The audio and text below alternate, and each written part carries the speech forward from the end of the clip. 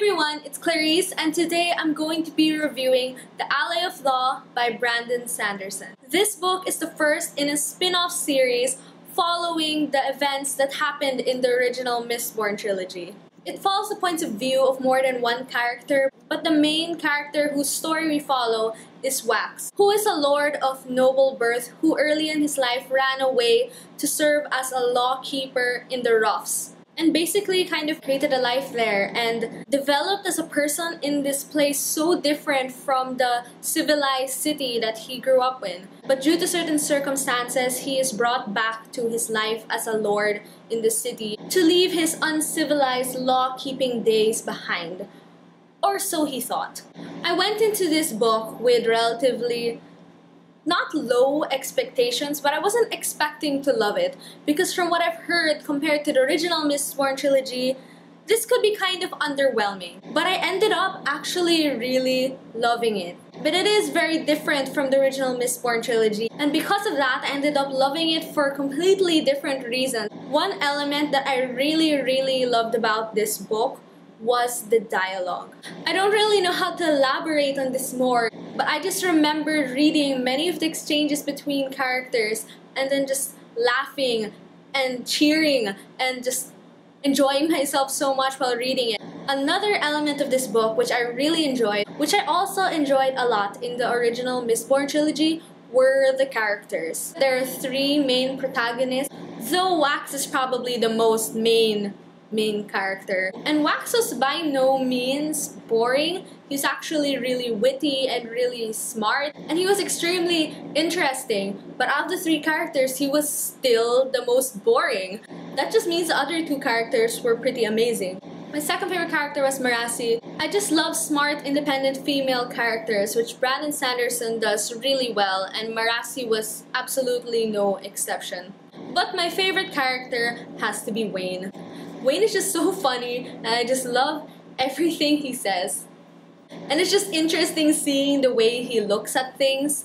Also, Wayne is really into impersonating people, and then when he's acting as these different people, he gets so into it. And it's just so amusing. Like, there's just one chapter where he's just switching from one person to the next and then to the next, and it's just so much fun. That was one of my favorite chapters. But overall, the protagonists were just really solid characters. So a friend of mine that I was reading this book alongside with did mention that the villains did fall a bit flat, and I would have to agree, but also personally, I don't really care, just because I love the protagonists so much. Something else I really loved about this book was just the nostalgia of it. Because I loved the original Mistborn trilogy so much, just seeing how the characters and the events that took place in this original trilogy carried over to and affected the places, the religions, and the different parts of society in this book was just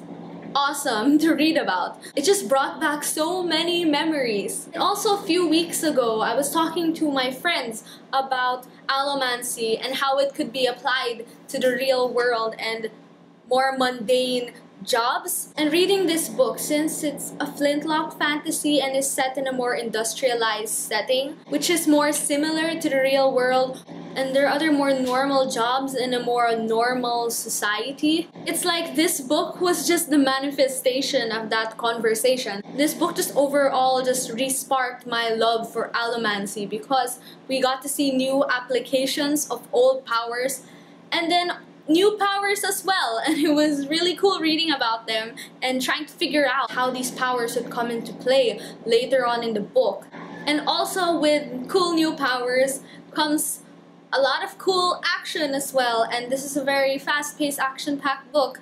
But it was also really funny, which I think we can attribute mostly to Wayne. And while this book is by no means shallow, as compared to the original Mistborn trilogy, I feel like this trilogy would be a lot less serious and a lot less epic, but not in a bad way.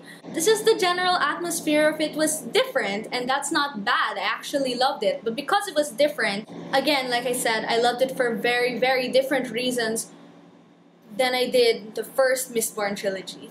If you read the original Mistborn trilogy and want to read more or just want to feel nostalgic about Allomancy and Mistborn again, pick this up. And if you haven't read the original Mistborn trilogy, you should.